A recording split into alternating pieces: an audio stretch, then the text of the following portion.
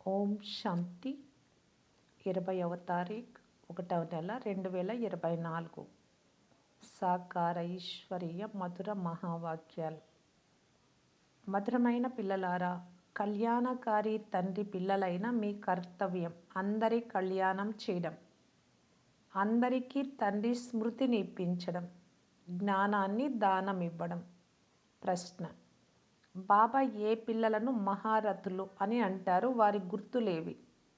జవాబు: ఎవరైతే బాగా చదువుకొని ఇతరులను చదివిస్తారో, ఎవరిపైన సదా బృహస్పతి దశ ఉందో, ఎవరైతే తమ స్వ ఉన్నతి మరియు సర్వుల ఉన్నతిపై సదా ధ్యాస ఉంచుతారో, ఎవరైతే యజ్ఞ సేవలో ఎముకలు అర్పిస్తారో, ఎవరైతే బాబా కార్యంలో సహాయకారులుగా ఉంటారో వారు మహారథులు.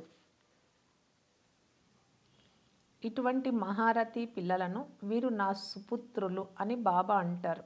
ఓం శాంతి. ఈ సమయంలో పిల్లలు శివ జయంతి కొరకు ఏర్పాట్లు చేస్తున్నారు. కార్డులు మొదలైనవి కూడా అచ్చు వేయిస్తారు. శివ్ బాబా అయితే చాలాసార్లు అర్థం చేయించారు. ముఖ్యమైన విషయం అంతా గీత గురించే. మనుషులచే వ్రాయబడిన గీతను చదివి చదివి అర్ధకల్పం క్రిందికి దిగుతూ వచ్చారు. ఇది కూడా పిల్లలైన మీరు అర్థం చేసుకున్నారు. అర్ధకల్పం పగలు, అర్ధకల్పము రాత్రి. ఇప్పుడు బాబా ఒక టాపిక్ ఇస్తారు. ఆ టాపిక్ గురించి మథనం చేయాల్సి ఉంటుంది. సోదరీ సోదరులారా, ఒక్క గీతా శాస్త్రము మాత్రమే జ్ఞానానికి చెందినది. మిగతా శాస్త్రాలన్నీ భక్తికి చెందినవి. వచ్చి అర్థం చేసుకోండి అని మీరు వ్రాయవచ్చు. పురుషోత్తమ సంగమ యుగంలో అనంతమైన తండ్రి పరంపిత పరమాత్మ త్రిమూర్తి శివుడు ఏదైతే వినిపిస్తున్నారో అది ఒక్కటే జ్ఞాన శాస్త్రం. ఆ గీతను బ్రహ్మ ద్వారా వినిపిస్తూ ఉన్నారు. తద్వారా 21 జన్మలకు సద్గతి జరుగుతుంది అని వ్రాయాలి. జ్ఞాన గీత ద్వారా 21 జన్మలకు వారసత్వం లభిస్తుంది. తర్వాత 63 జన్మలు భక్తి యొక్క గీత ఏదైతే మనుషులచే వినిపించబడిందో అది నడుస్తుంది.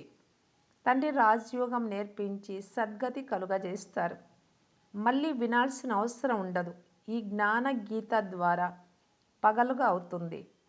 21 జన్మలకు గతి సద్గతిని పొందే ఈ శాస్త్రాన్ని జ్ఞానసాగరుడైన తండ్రియే వినిపిస్తారు. అనగా 100% పవిత్రత, సుఖము, శాంతి కలిగిన అచంచల అఖండ సత్యుగ దైవీ స్వరాజ్యం లభిస్తుంది. 21 జన్మలకు ఉన్నతమయ్యే కళ అవుతుంది. మనుషులు తయారు చేసిన గీత ద్వారా దిగే కళ అవుతుంది. భక్తి గీత మరియు జ్ఞాన గీతల గురించి చాలా బాగా విచార సాగర మథనం చేయాలి. ఇది మనుషులకు తెలియని ముఖ్యమైన విషయం. త్రిమూర్తి శివ జయంతి సో శ్రీమద్ భగవద్గీతా జయంతి సో సర్వుల సద్గతి భవంతి అని మీరు వ్రాస్తారు. శివ జయంతి సో విశ్వంలో శాంతి భవంతి అని కూడా మీరు చెప్పవచ్చు. ఏ పదముపై మొత్తం ఆధారం అంతా ఉందో ఆ ముఖ్యమైన పదం చాలా అవసరం. మనుషులకు సద్గతినివ్వలేరు అని మీరందరికీ తెలపవచ్చు. భగవంతుడు సద్గతినిచ్చేందుకు సంగమయుగంలో వస్తారు. ఇప్పుడు అదే జరుగుతోంది. ఈ 2-3 పాయింట్లు ముఖ్యమైనవి. శివుడి గీతకు మరియు కృష్ణ గీతకు తేడా అయితే ఉండనే ఉంది.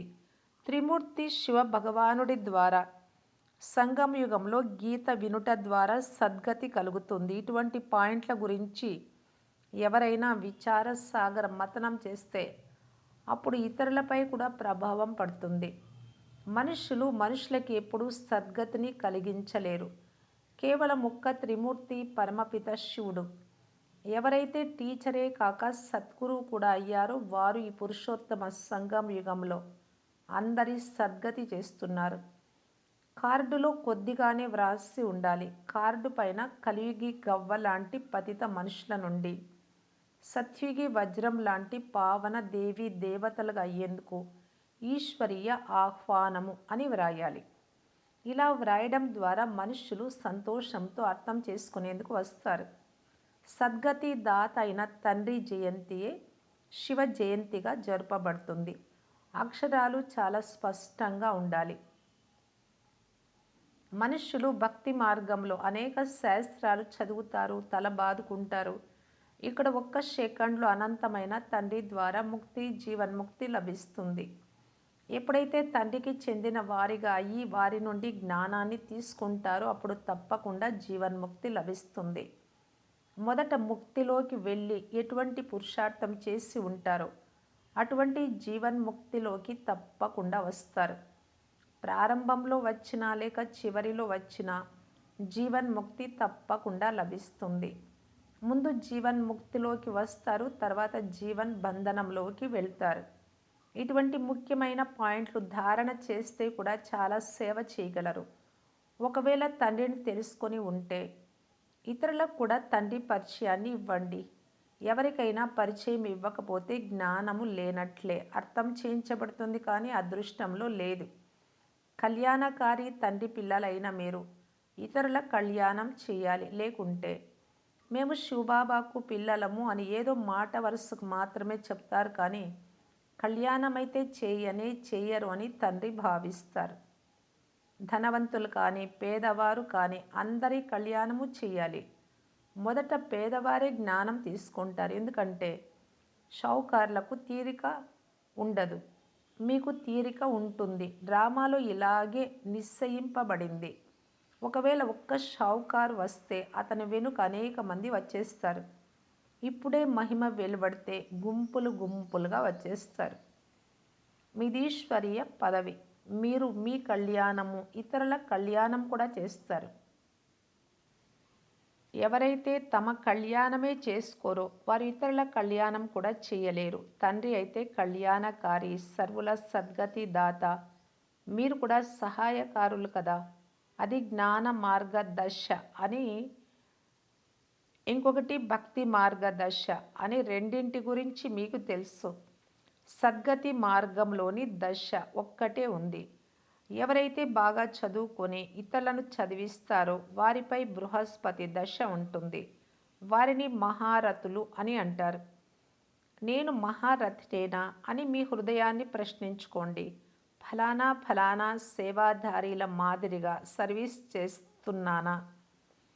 కాలినడకన వారు ఎన్నడూ ఎవ్వరికీ జ్ఞానాన్ని వినిపించలేరు. ఎవరి కళ్యాణమైనా చేయకపోతే తమను కళ్యాణకారి తండ్రికి పిల్లలు అని ఎందుకు పిలిపించుకోవాలి? తండ్రి పురుషార్థమైతే చేయిస్తారు. యజ్ఞ సేవలు ఎముకలు కూడా ఇవ్వాలి.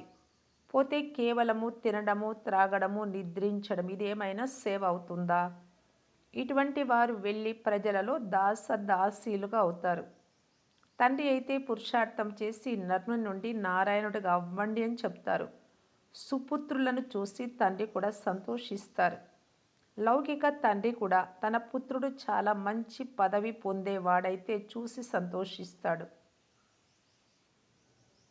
పారలౌకిక తండ్రి కూడా అలాగే ఉంటారు. అనంతమైన తండ్రి కూడా మేము మిమ్ములను విశ్వానికి అధిపతులుగా చేసేందుకు వచ్చాము.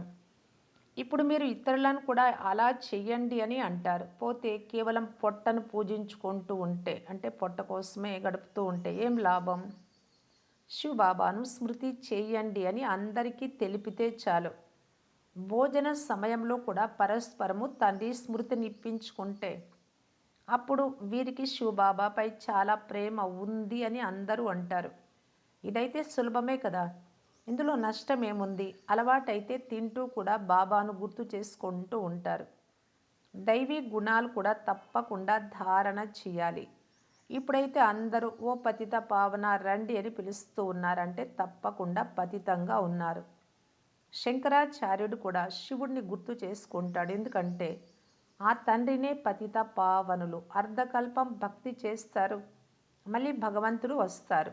ఎవ్వరికీ లెక్క గురించి తెలియదు. యజ్ఞ జపతప దానాదులతో నేను లభించను అని తండ్రి అర్థం చేయిస్తారు. ఇందులో గీతా శాస్త్రం కూడా వచ్చేస్తుంది. ఈ శాస్త్రాలు మొదలైనవి చదవడం ద్వారా ఎవ్వరికీ సద్గతి కలగదు. గీత, వేదాలు, ఉపనిషత్తులు ఇవన్నీ భక్తి మార్గానికి చెందినవి. తండ్రి ఏమో పిల్లలకు రాజ్య పదవిని ప్రాప్తి చేయించే రాజయోగము మరియు జ్ఞానాన్ని నేర్పిస్తారు. దీని పేరే రాజయోగం. ఇందులో పుస్తకాల విషయం ఏదీ లేదు. టీచర్ స్టడీ చేయిస్తారు. పదవి ప్రాప్తి చేసుకోవాలి అంటే ఫాలో చేయాల్సి ఉంటుంది. శివబాబాను స్మృతి చేయమని అందరికీ చెప్పండి. వారు ఆత్మలైన మనందరి తండ్రి. శివబాబాను స్మృతి చేయడం ద్వారా వికర్మల వినాశనం అవుతాయి. ఒకరినొకరు పరస్పరం అప్రమత్తం చేసుకుంటూ ఉన్నతి పొందాలి. ఎంతగా స్మృతి చేస్తే అంత తమ కళ్యాణమే ఉంటుంది. స్మృతి యాత్ర ద్వారా మొత్తం విశ్వాన్ని పవిత్రంగా చేస్తారు. స్మృతిలో ఉండి భోజనం తయారు చేస్తే భోజనంలో కూడా శక్తి నిండుతుంది. అందువలన మీ బ్రహ్మ భోజనానికి చాలా మహిమ ఉంది. ఆ భక్తులు కూడా భోగ్ పెడతారు. అయినా కూడా రామ రామ అని అంటూ ఉంటారు.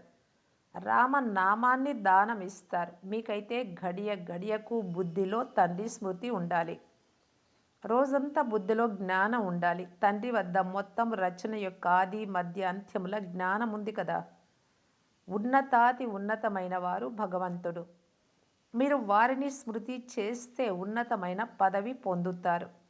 మరి అలాంటప్పుడు ఇతరులను ఎందుకు స్మృతి చెయ్యాలి?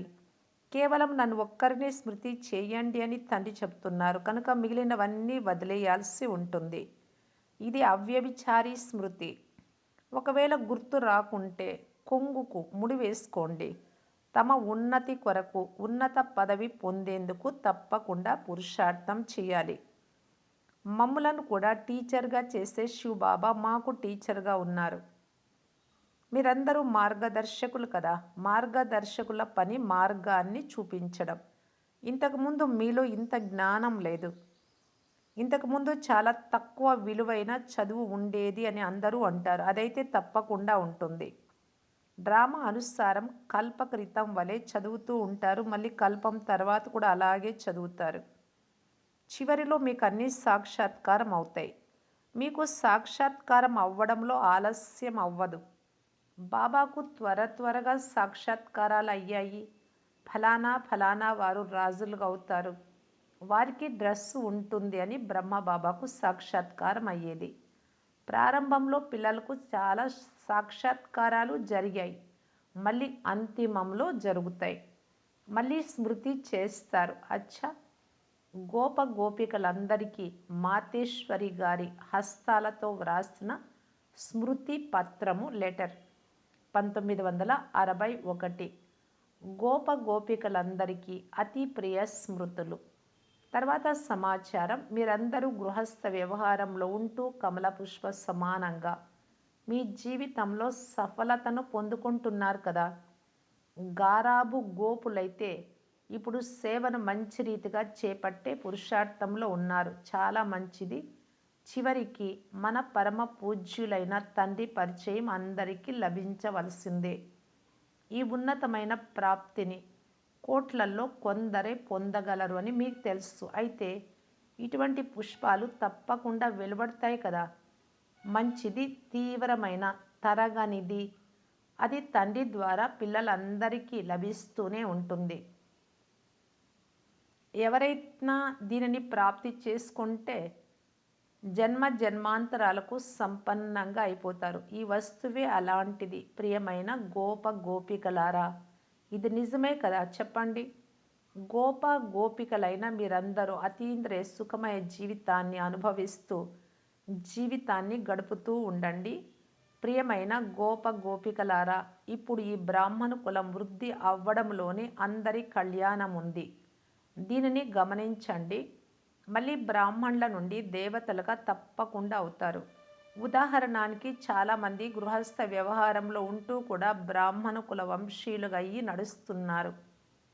అనగా గృహస్థ వ్యవహారంలో ఉంటూ పవిత్రంగా ఉంటారు. పతి పత్ని ఇరువురు ఒకే తండ్రి పిల్లలము అని భావిస్తూ పవిత్రతను ధారణ చేస్తూ ఉంటారు. అందరూ తండ్రి అయిన పరమపిత ఆజ్ఞ అనుసారమే నడవాలి. దీనినే శ్రీమతాన్ని అనుసరించుట అని అంటారు.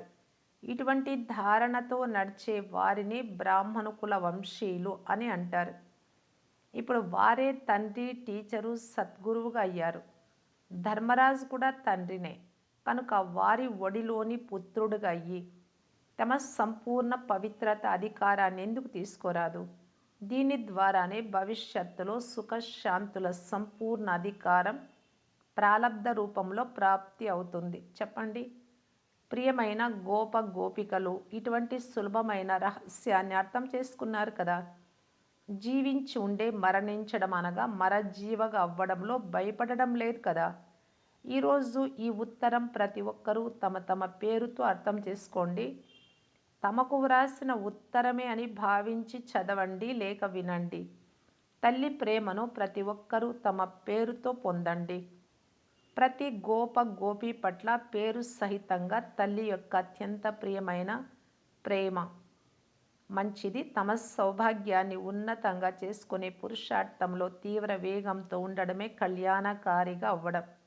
స్వయం పరమపితయే ఉన్నతమైన వారసత్వం ఇచ్చేందుకు వచ్చారు కనుక తప్పకుండా తీసుకోవాలి అని ఇప్పుడే తెలిసింది. మంచిది. సెలవు తీసుకుంటాను. ఓం శాంతి. మధురాతి మధురమైన అపురూపమైన పిల్లలకు మాతాపిత బాప్దాదాల ప్రియ స్మృతులు మరియు గుడ్ మార్నింగ్. ఆత్మిక పిల్లలకు ఆత్మిక తండ్రి నమస్తే. ధారణ కొరకు ముఖ్య సారం. ఫస్ట్ పాయింట్, భోజనం చేయనప్పుడు పరస్పరము తండ్రి స్మృతిని ఇప్పించుకోండి. స్మృతిలో ఉంటూ భోజనం చేయండి. ఒక్క శివబాబాతోనే సత్యమైన ప్రీతి ఉంచుకోండి. సెకండ్ పాయింట్, యజ్ఞ సేవలో ఎముకలు చూర్ణమయ్యేలాగా సేవ చేయాలి. తండ్రికి పూర్తిగా సహాయకారులుగా అవ్వాలి. వరదానము, అవినాశి ప్రాప్తి యొక్క ఆధారంతో సదా సంపన్నతను అనుభవం చేసే ప్రసన్న చిత్ భవ. సంగమ యుగంలో డైరెక్ట్ పరమాత్మ ప్రాప్తి ఉంది. వర్తమానము ముందు భవిష్యత్తు గొప్పదేమీ కాదు. అందువలన మీ పాట పొందాల్సిందంతా పొందేశాను. బ్రాహ్మణుల ఖజానాలో అప్రాప్తి వస్తువేది లేదు అనేది సమయం యొక్క గాయనమే. ఇవి అవినాశి ప్రాప్తులు. ఈ ప్రాప్తులతో సంపన్నంగా ఉంటే మీ నడవడిక మరియు ముఖము ద్వారా సదా ప్రసన్నత యొక్క విశేషత కనబడుతుంది. ఏమి జరిగినా సర్వప్రాప్తివంతులు తమ ప్రసన్నతను మాత్రం వదిలేయలేరు. స్లోగన్, పరమాత్మ ప్రేమ యొక్క అనుభవీలుగా అయితే ఏ విధమైన ఆటంకము మిమ్మల్ని అడ్డగించలేదు. అవ్యక్త ఇషారా, అవ్యక్త సైలెన్స్ ద్వారా డబల్ లైట్ ఫరిస్తా స్థితిని అనుభవం చేయటానికి బాప్దాదా తెలియజేస్తూ ఉన్నారు. మీ సంబంధ సంపర్కంలోకి ఎవరు వచ్చినా వీరు ఆధ్యాత్మికమైన వారు, అలౌకికులు అని అనుభవం చేయాలి. మీ పూర్వజ స్థితి యొక్క స్మృతితో శాంతి శక్తి ద్వారా ఆత్మలందరి పాలన చేయండి. అశాంతి వాయుమండలంలో ఆత్మలకు శాంతిని దానంగా ఇచ్చి వారిలో శాంతిని, సహనశక్తిని, ధైర్యాన్ని నింపడం మీ బాధ్యత. అందుకు మీ వృత్తి ద్వారా, మనసాశక్తి ద్వారా విశేషమైన సేవ చేయండి. లైట్ హౌస్గా అయ్యి అందరికీ శాంతి యొక్క లైట్ ఇవ్వండి. ఓం శాంతి.